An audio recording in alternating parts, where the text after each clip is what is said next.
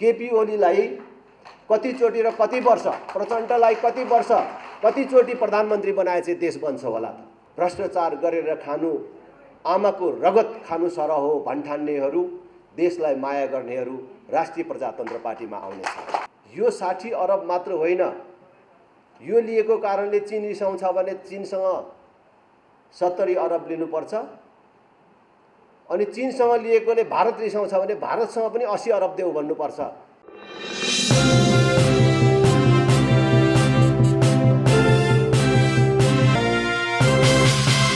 विश्वास पैदा भएर त्यही ढङ्गले राष्ट्रिय प्रजातन्त्र पार्टीमा विभिन्न पार्टीमा रहेर काम गरिसक्नुभएका अनि स्वतन्त्र अभियन्ताहरू, अन्य नागरिक समाजका मानिसहरू राष्ट्रिय प्रजातन्त्र पार्टीमा एउटा आन्दोलनको रूपमा प्रवेश गरिराख्नु भएको छ। त्यो क्रममा आज यहाँ आयोजित यो कार्यक्रममा राष्ट्रिय प्रजातन्त्र पार्टीमा जोडिन आउनुभएका तपाईं सबै दिदीबहिनी दाजुभाइहरूलाई राष्ट्रिय प्रजातन्त्र पार्टीमा हार्दिक स्वागत गर्न चाहन्छु, बधाई ज्ञापन गर्न चाहन्छु र शुभकामना पनि भन्न चाहन्छु। राष्ट्रिय प्रजातन्त्र पार्टीमा प्रवेश गर्ने भन्ने कुरा एउटा कुनै सामान्य राजनीतिक दलमा प्रवेश गर्ने भन्ने कुरा मात्र होइन, एउटा सामान्य पार्टीमा जोडिने कुरा मात्र होइन। राष्ट्रिय प्रजातन्त्र पार्टीमा जोडिने भनेको, राष्ट्रिय प्रजातन्त्र पार्टीमा प्रवेश गर्ने भनेको देश र धर्म जोगाउने अभियानमा सहभागी हुने कुरा पनि हो। देश र धर्म जोगाउने अभियानमा सहभागी हुने कुनै पनि मानिसले जीवनको कुनै दिन कुनै क्षण पनि पश्चाताप गर्नु पर्दैन। त्यसैले मैले राष्ट्रिय प्रजातन्त्र पार्टीमा प्रवेश गर्ने सबै दिदीबहिनी दाजुभाइहरूलाई सधैँ भन्ने गरेको छु, जसले आज राष्ट्रिय प्रजातन्त्र पार्टीमा प्रवेश गर्नुभयो, आजको दिन तपाईको जीवनको सर्वोत्तम दिन हो, तपाईको जीवनको सबभन्दा राम्रो दिन हो। यो दिनका लागि तपाईहरुलाई फेरि पनि बधाई छ, शुभकामना छ। मलाई थाहा छ राष्ट्रिय प्रजातन्त्र पार्टीको ऐतिहासिक एकता महाधिवेशनपछि जुन नयाँ नेतृत्व बन्यो त्यसका प्रति तपाईहरुको छुट्टै आशाहरू छन्, केही विश्वासहरू छन् र केही अपेक्षाहरू छन्। त्यो पार्टीको अध्यक्षको हिसाबले, त्यो पार्टीको नेतृत्वको हिसाबले अत्यन्त संक्षेपमा भन्न चाहन्छु कि तपाईहरु राष्ट्रिय प्रजातन्त्र पार्टीमा प्रवेश गरेका कारण तपाईहरुले जीवनमा कहिले पश्चाताप त गर्नुपर्ने छैन नै, तर त्यसको अध्यक्षको हैसियतले, त्यसको नेतृत्वको हैसियतले फेरि पनि मैले तपाईहरुलाई दोहोर्याएर भन्न चाहन्छु, तपाईले जीवनको कुनै दिन मात्र होइन, कुनै क्षण पनि दुःख मान्नुपर्ने, दुखी हुनुपर्ने क्रियाकलाप यो पार्टीबाट र मेरो तर्फबाट हुँदैन। हामी कुनै भ्रमबाट र कुनै लोभ लालचबाट यो राजनीतिमा छैनौं। हामी स्पष्ट छौं, राजनीति केही राजनीतिक दल र तिनका केही नेताहरूले पेशा बनाए, व्यापार बनाए, जसका कारण सम्पूर्ण राजनीति विकृत भयो। राजनीतिका प्रति मानिसको धारणा नै बिग्रियो, नेताका प्रति मानिसको धारणा नै बिग्रियो, राजनीतिको प्रति मानिसको विश्वास मर्दै गयो र राजनीतिले केही पनि गर्न सक्दैन र राजनीतिमा राम्रो मानिसहरू नै हुँदैन भन्ने जुन धारणा बन्यो, त्यसबाट शिक्षा लिएर हामी राजनीति पेशा व्यवसाय होइन, राजनीति देश सेवा गर्ने सर्वोत्तम माध्यम हो भनेर काम गर्ने मानिसहरू अहिले राप्रपामा आएका छौँ र राप्रपामा क्रियाशील छौँ। अहिले देशमा राजनीतिक ध्रुवीकरण सुरु भएको छ। देशलाई अहिले जुन ढङ्गले चलाइराखिएको छ, जसरी राजनीति आइराखेको छ त्यही ठिक छ भन्ठान्नेहरू, राजनीतिलाई पेशा व्यवसाय मान्नेहरू, राजनीतिलाई कमाई खाने भाँडो मान्नेहरू कांग्रेस एमाले माओवादी कित्तामा हुनेछन्। देश भिख नमागिकन बन्नै सक्दैन भन्नेहरू कांग्रेस एमाले माओवादी कित्तामा हुनेछन्, यथास्थितिको पक्षमा हुनेछन्। देश यथास्थितिमा राखिराख्नु हुँदैन, यो यथास्थितिको अन्त्य हुनुपर्छ र देश प्रगति र समृद्धिको बाटोमा जानुपर्छ। राजनीति कमाई खाने भाँडो होइन, राजनीति पेशा व्यवसाय होइन, राजनीति देश सेवा गर्ने सर्वोत्तम माध्यम हो भन्ठान्नेहरू र भ्रष्टाचार गरेर खानु आमाको रगत खानु सरह हो भन्ठान्नेहरू, देशलाई माया गर्नेहरू राष्ट्रिय प्रजातन्त्र पार्टीमा आउनेछ र यो कित्ता काट प्रारम्भ भइसकेको छ र यसमा तपाईहरू जोडिन आउनु भएको छ। म धेरै कुरा भन्न चाहन्न, एमसीसी को कुरा मात्रै अहिले यहाँ खूब चर्चामा आइराखेको छ। एमसीसी ठिक कि बेठिक आफ्नो ठाउँमा छ, तर एमसीसी को पक्षमा बोल्नेहरूले भन्दाखेरि एमसीसी ले दिने कुरा के हो?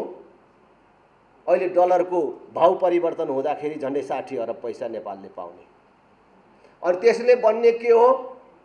केही किलोमिटर ट्रान्समिसन लाइन भनेको बिजुली कुद्ने बाटो बनाउने भनौँ न, तार टाङ्ने काम र केही किलोमिटर बाटो बन्ने कुरा। हाम्रो देशको नेताहरू के भन्छन्? विदेशीको सहयोग नहुने भने त यत्रो बिजुली उत्पादन हुन्छ, कहाँ बेच्ने? भारतलाई नबेची हुन्न, भारतलाई बङ्गलादेशलाई नबेची हुन्न। भारत बङ्गलादेशलाई हाम्रो बिजुली बेच्ने हो भने त बिजुली कुदाउने बाटो चाहियो नि त, ट्रान्समिसन लाइन चाहियो नि त। बरु यो 60 अरब मात्र होइन, यो लिएको कारणले चीन रिसाउँछ भने चीनसँग 70 अरब लिनुपर्छ, अनि चीनसँग लिएकोले भारत रिसाउँछ भने भारतसँग पनि 80 अरब देऊ भन्नुपर्छ भनेर माग्ने कुराहरू गर्छ। राष्ट्रिय प्रजातन्त्र पार्टी भ्रममा छैन, यसको नेतृत्व भ्रममा छैन। हामी हाम्रो देश भिख नमागेर पनि चलाउन सक्छौं र बनाउन सक्छौं। हाम्रो देशमा उत्पादन हुने बिजुली अरू देशलाई नबेचेर पनि यही देशभित्र खपत गर्न सक्छौं। बिजुलीको प्रयोगबाट हाम्रो देशलाई समृद्ध बनाउन सक्छौं, हाम्रो देशको जनताको जीवनलाई सहज बनाउन सक्छौं। यत्रो उत्पादन हुन लागेको बिजुली कहाँ बेच्ने भन्ने कुरा होइन।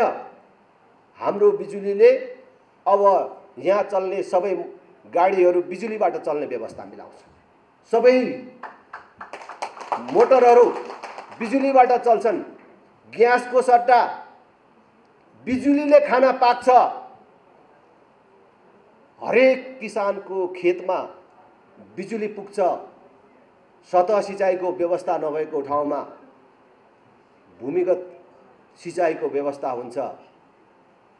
देश औद्योगिकरणको बाटोमा जान्छ, जसले हजारौं मान्छेलाई रोजगार दिने उद्योग खोल्छ। त्यसलाई 10औं वर्ष कर नलिने, उल्टो उसलाई अनुदान र सुरक्षा दिने व्यवस्था मिलाइन्छ। बिजुलीको खपत यही गरिन्छ। बिजुली कहाँ बेच्ने भन्ने समस्या हुँदैन। भारतले बिजुली लिने भएछ भने, उसलाई बिजुली चाहिने भएछ भने उसलाई चाहिने बिजुली लानको लागि ट्रान्समिसन लाइन उसैले विस्तार गर्ने व्यवस्था मिलाइन्छ। त्यो सोच र दृष्टिकोण हामीले राखेका छौँ। तर आज देशको ठुलो पार्टी हुँ भन्नेहरू, सरकारको नेतृत्व गर्छु र हामी बिना देशै चल्दैन भन्नेहरू के भन्छन्? भारतलाई नबेचिकन चल्दैन भन्छन्। यत्रो बिजुली कहाँ लानु भनेर भन्छन्। आज संसार बिजुलीको कारणले, विद्युतको कारणले कहाँबाट कहाँ पुगिसक्यो। त हाम्रो देशलाई यही बिजुली प्रयोग गरेर, अरूलाई नबेचिकन यही प्रयोग गरेर हाम्रो देशलाई समृद्ध बनाउन सक्छौँ भन्ने कुरा भन्न सक्दैनन्। खालि बेचेर समृद्ध बनाउँछौँ भन्छन्। त्यसकारण आज देशलाई यो 31 वर्षदेखि नेतृत्व गर्दै आएका राजनीतिक दलहरू विचारले पनि शून्य छन् र उनीहरू हुँदा यस्तो कमजोर मानसिकताको शिकार भएका छन् कि विदेशीको सहयोग नलिकन, विदेशीको आशीर्वाद नलिकन न देश चलाउन सकिन्छ न सत्तामा बस्न सकिन्छ। त्यसकारणले विदेशीहरूलाई खुसी पार्नै पर्छ, विदेशीहरूसँग माग्नै पर्छ भन्ने छ र देशलाई पुरै मगन्तेहरूको देश बनाउन लागेको छ। यसबाट देशलाई जोगाउनको लागि फेरि पनि भन्छु, देशलाई माया गर्नेहरू हामी सबै एक ठाउँ हुन जरुरी छ। हामीलाई हेरौँ पर्खौँ भन्ने सुविधा र छुट छैन। मैले निरन्तर रूपमा भन्दै आएको छु करिब 3 महिनादेखि। अब यही कांग्रेस, यही एमाले, यही माओवादी पार्टीलाई एकको विकल्प अर्को मानेर यिनीहरूलाई नै परीक्षण गरिराख्ने सुविधा र छुट हामीलाई छैन। मैले नेताहरूको नाम लिँदाखेरि उहाँहरूको आलोचना गरे जस्तो हुन्छ, तर बडो आदरपूर्वक भन्न चाहन्छु, हामी कांग्रेस भएर, एमाले भएर, माओवादी, राप्रपा भएर पनि होइन, एउटा सामान्य नागरिक, आम नागरिक भएर सोचौँ त शेरबहादुर देउवालाई अब कतिचोटि र कति वर्ष प्रधानमन्त्री बनाइदिए उहाँले देश बनाउनुहुन्छ होला त? केपी ओलीलाई कतिचोटि र कति वर्ष, प्रचण्डलाई कति वर्ष, कतिचोटि प्रधानमन्त्री बनाए चाहिँ देश बन्छ होला त? अहिले भइराखेकै व्यवस्था, अहिले भइराखेकै पार्टी र अहिले भइराखेकै नेताहरूलाई भोट दिने हो भने यही भित्रबाट बन्ने हो। यो नेतृत्व र यही पार्टीहरूलाई हामीले अगाडि बढाइराख्ने हो भने, यही भित्र विकल्प खोज्ने हो भने हामी त बर्बाद भयौँ। हामी हाम्रो भावी सन्ततिको भविष्य समेत समाप्त गर्ने काममा सहभागी भएको ठहरिनेछ।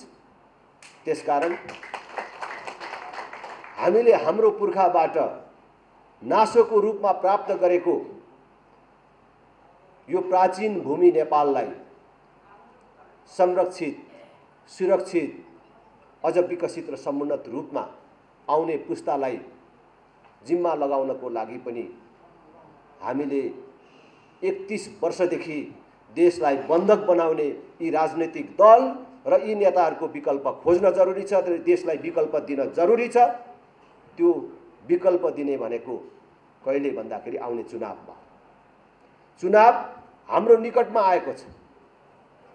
तपाईहरुलाई त म भनिराख्नै परेन, तर तपाईहरु मार्फत आम दिदीबहिनी दाजुभाइहरुलाई भन्न चाहन्छु, भोट दिने बेलामा गलत पार्टी र गलत नेतालाई भोट दिने अनि पछि आलोचना गरेर र पछुताएर केही पनि छैन, केही पनि हुन्न।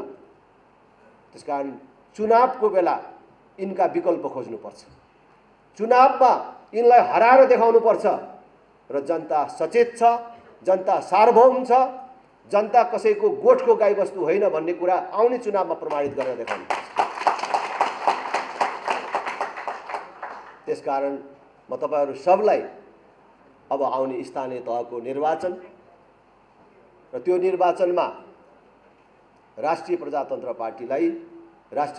पार्टीको उम्मेदवारलाई विजय गराउन आजैबाट क्रियाशील हुन हार्दिक अपिल गर्दछु। विभिन्न पदहरूमा उम्मेदवार हुन चाहने साथीहरूलाई आह्वान पनि गर्छु। यहीबाट देशभरका स्थानीय तहहरूमा राप्रपाको तर्फबाट उम्मेदवार भएर देश र जनताको सेवा गर्छु भन्ने सपना राखेका, सोचेका, काम गर्ने इच्छा राखेका, अहिलेसम्म राप्रपा भन्दा बाहिर रहिराखेका कोही साथीभाइहरू हुनुहुन्छ भने पनि उहाँहरूलाई पनि म आह्वान गर्छु राष्ट्रिय प्रजातन्त्र पार्टीमा प्रवेश गरेर राष्ट्रिय प्रजातन्त्र पार्टीको तर्फबाट उम्मेदवार हुन। राम्रा मानिसहरू, सक्षम मानिसहरू कोही हुनुहुन्छ, सपना योजना भएका साथीहरू हुनुहुन्छ भने उहाँहरूलाई मेरो हार्दिक स्वागत छ पनि भन्न चाहन्छु।